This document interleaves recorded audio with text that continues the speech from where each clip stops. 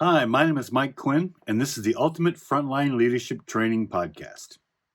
Today, we're going to be talking about changing your world.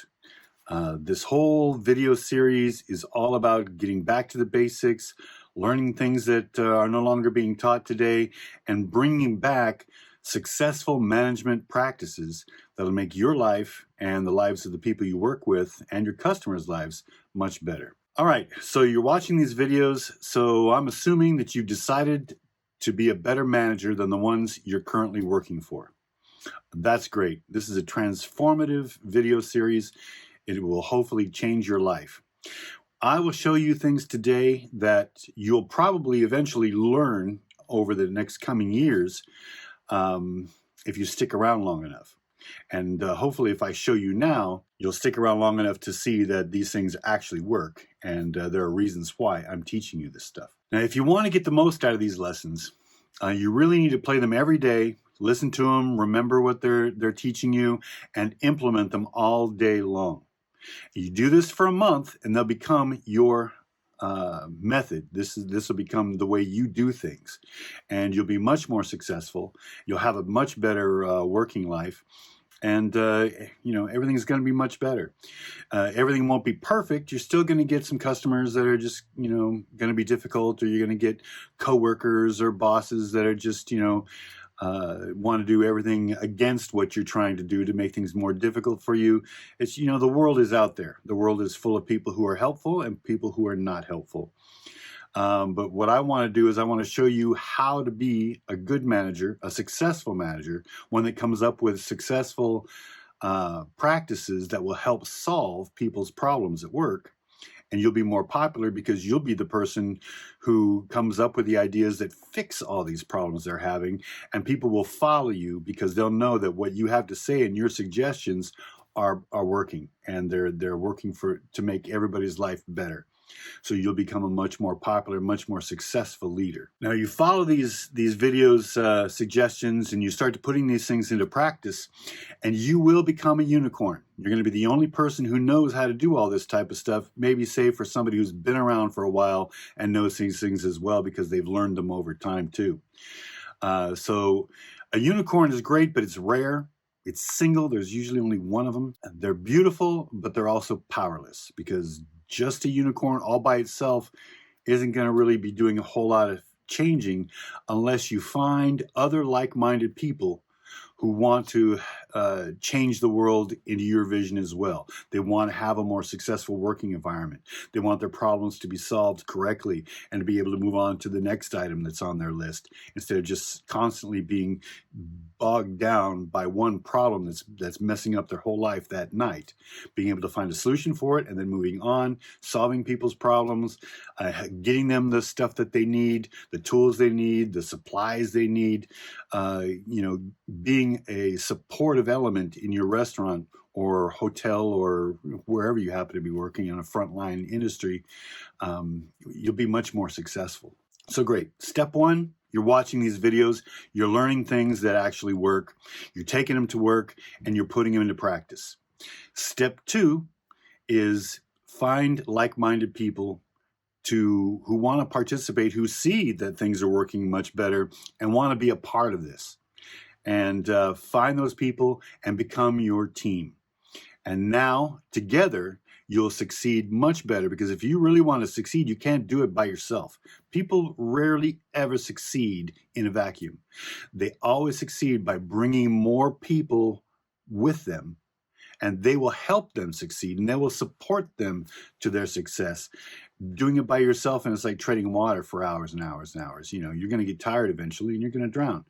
But if there's a bunch of people working together, some people can relax while other people are doing some of the work, and then when the people who are working get a little tired, the ones who are relaxing can come up and take their place. And together as a team, you can function for a much longer period of time. So the treading water scenario, it kind of works in that area to explain why you need a bunch of people together to work towards a common goal. Not just one person. You got to bring other people too. Otherwise, it's kind of like walking into the ocean and telling the waves to stop. Okay, it's just not going to happen. One person's not going to stop those waves. But you get 50 or 60 people walking out into the ocean, and you may have a little bit more success at stopping some waves than you will if you just all by yourself. So really the recipe is pretty simple. Watch these videos every day. Find like-minded people who think like you and enjoy the results you're bringing them, and work together as a team to achieve a common goal. And that's all there is to management, really, or leadership anyway. Management is really management is managing functions, managing systems, managing your paperwork, managing your inventory, managing things. Leadership is leading people, getting people to have a common goal and work towards that common goal together. That's leadership.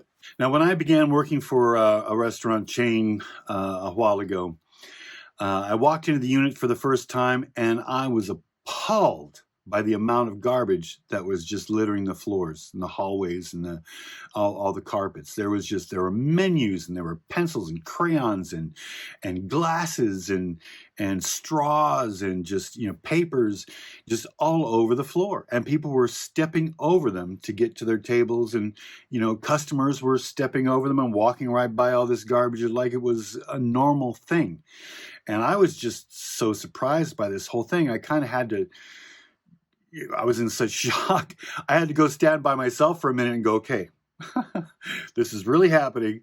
How do I fix this? And I had to come up with a logical, non-emotional solution for this. And I went in the back, and I found a broom and a dustpan way in the back of the restaurant. There should have been one at the hostess stand. Why there wasn't one, and why there wasn't one anywhere in the front of the restaurant, was probably one of the causes why there was so much garbage all over the place. Because if you can't easily find something to clean something with, you probably won't. So a good manager makes sure there are cleaning tools everywhere, so that if something needs to be cleaned, it's very easy to clean it. The easier you make it for your employees to do something, the more likely they're going to do it. The harder you make it for them to do something, the more likely they're just not going to do it. So that's clue number one, make it very easy. So I ran to the back, grabbed a broom and a dustpan, went out front, and I just started sweeping up stuff really quickly. And then I stopped the hostess after she finished seating a table, and I gave her the broom and the dustpan. I told her not to seat a single table more until she had swept the entire restaurant. And she looked at me surprised and said, but these people are going to get mad. They're not getting sat. I said, they're already mad. All right. Look around the restaurant. There's not one smiling face. All right. They're already mad. They're already tipping lower. You're making less money. So did you come here to make less money? Or you come here to make more money? She came here to make more money. I said, sweep the restaurant. I'll tell everybody who's waiting. It's just going to be a few more minutes. We're cleaning things up a bit. All right. So clean it all up. So she went around. I told the customers, hey, it's going to be just a second. We're straightening things up. We're cleaning things up a bit. We'll be back to seating in just a minute. They were happy with that. Nobody wants to be stepping all over stuff just to get to their table. So once the restaurant, it only took just a few minutes to sweep an entire restaurant. I mean, it's not that big, and you can sweep stuff up pretty quickly. So in about 5 minutes time, the whole restaurant was swept and it was all clean. And now it was time to go seat the customers again. And I also quickly pulled the wait staff in the back, and I told them, hey, look, you guys are leaving a lot of money on the table. People are not tipping as much if they're uncomfortable. And you got to tell me, looking around this restaurant, are you comfortable? Because if you're not comfortable, your customers are not comfortable. If they're not comfortable, they're not tipping you well. If they're not tipping you well, you came here to make money, and you're not making as much money as you can because you're letting this one item slide, this dirty floor thing, and you can't, because the moment people see the garbage on the floor, they're wondering, how much garbage is there on the cook's line? Is their food going to be clean? They're thinking all these different things about what possibly could be happening because they see this here. So clean up the messes that the customers can see, and they won't be questioning how clean the rest of the restaurant is. So it's very important the customers feel comfortable and trust that you're going to be taking care of their food correctly. If they see garbage all over the place, garbage is overflowing in the bathrooms, dirty sinks, mirrors spotted all over the place, garbage all over the floors, they're not going to be trusting you're going to be taking care of their food. And some of them are actually just going to walk right on out. I know I've done it in the past. I've walked into a bathroom, seen how messy it was, decided I didn't want anything coming out of the kitchen where the employees actually come out of this bathroom too, and so I just left. So that stuff happens as well. You're going to lose customers. You cannot treat your floors like a garbage can. Cannot happen, period. So I saw this as the first thing I was going to tackle as a manager. Before I did anything else, I was going to tackle this dirty floor thing. So we got this fixed. I told the servers that if I caught them stepping over something to go back to the back or to go to another table, whatever, if they were not picking up the garbage that they saw right in front of them, I was going to hand them the broom and the dustpan, and they were going to be in charge of keeping the floors clean. Nobody wanted to be in charge of keeping the floors clean because that means they're not making drinks and they're not serving food and they're not, doing the stuff that is associated with making their tip. So they wanted to make sure they were not the person who was going to be given a broom and dustpan to go sweep up the floors. So then all of a sudden the servers started taking ownership of the floors around their sections as well. Even not their sections. If they were walking back and they saw there was a menu on the ground, they just reached down, picked it up on the way to the back, threw it in the garbage can. I mean, it's really a no-brainer. It's not going to take them any extra time, and it's going to make them extra money. So make sure that if you're showing somebody to do you a favor, to clean the floors, let's say, you can't do it to do me a favor. You got to make it do themselves a favor, and they'll do themselves a favor if they know it affects their tip, if it affects their performance review, if it affects them at all. Show them how it affects them, and they will take more ownership of it, because doing me a favor, hey, I need this floor cleaned. Who cares what Mike needs? Nobody cares what Mike needs. They care what they need. And so making them realize that they need to keep those floors clean, then they take ownership of it, and it will no longer be dirty anymore. So that's one of the ways I came into that place. It saw something needed to be done, and I had zero management goodwill towards these people. I just met them. I just walked on in, saw everything, and wanted to clean up something really quickly, introduced myself and told them what was going wrong, how it was affecting them, and they needed to take ownership of it or they were going to make less money. And that problem got solved really quickly. And that also became my first management success. Everybody saw that Mike came in, saw a problem, fixed it. Our tips went up at the end of the night. I scored a success. And so that's the things you need to do is when you first show up in a management position, you need to do little tiny successes. So find something small that needs to be fixed and fix it. Don't jump in and try to rearrange the cook's line and redo all the shelving. Don't do any major things when you first start. But if you see something like that needs to be fixed and it's going to be an easy, quick little fix, then go ahead and do it. Get yourself these little tiny successes. And then pretty soon, more and more people are going to be on board with your direction and doing things that you ask them to, because they know it's going to affect me. It's something that needs to be done. And pretty soon you'll all have a common cause that you're working towards. And that is leadership, is developing a common goal for the group, for the team to achieve.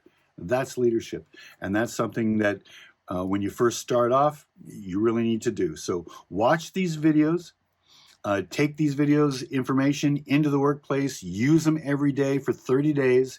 It usually takes about a month to develop a habit. So do that one over and over and over again for 30 days before going on to another one and playing that one every day and using that one in combination with the first one. You never want to stop doing the first one. You want to keep building and adding to your management toolbox. And then when you're finished, you can easily close things up by asking them, how much do their tips work today? Do you make some more money today? The tips started getting better after the floors and stuff were all cleaned. Great. You did a wonderful job. You kept everything nice and clean, and your tips show it.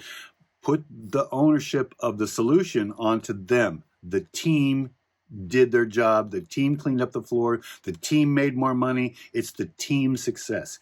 It's not about you. You're not the golden champion that comes in and solves everybody's problems. You're just showing your team how to solve their own problems and how to create their own riches. And that's what you really want to do is get all the focus on the success for them too, because when they feel like they're succeeding, they're going to follow you even more. So make sure that it's their success is not yours. I mean, you know, it's you. You know, you came in, you saw the problem, and you got everybody to fix it. You know you're okay on that. You don't need everybody in the world to know that Mike's the greatest manager on the planet. Just the team saw a problem, they tackled it, and they came out on top and they won. So it's the team's win. The team succeeded, and the team will do it again tomorrow and the next day and the next day.